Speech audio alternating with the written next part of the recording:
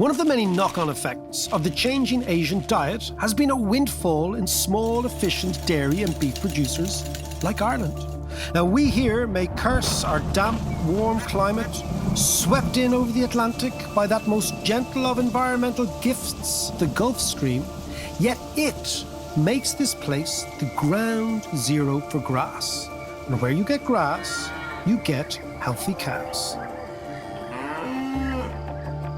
If a country like Ireland, with a deep farming heritage, ample rain, grass, unlimited wave and wind energy, buffeted all year round by the elements of the North Atlantic, can't produce energy-efficient, sustainable food, who can?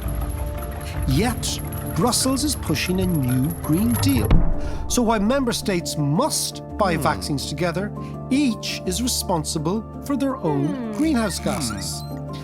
Faced with the balancing of the emission books, politicians and bureaucrats in the Dáil ponder how to reduce, not increase, Ireland's food production.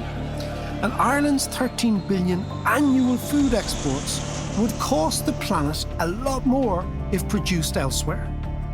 In terms of tips for the future, another strong Irish sector may hold the key. Irish agriculture could respond like Ireland's tech sector, which is home to all the big tech names, generating over $25 billion in exports. An ultra-modern Irish agricultural sector, mirroring the tech sector, using the most innovative technology, needs to be the focus for the country. It could be the cultivator of new agricultural breakthroughs, making this island the most resource-efficient, carbon-neutral, sustainable food producer on Earth.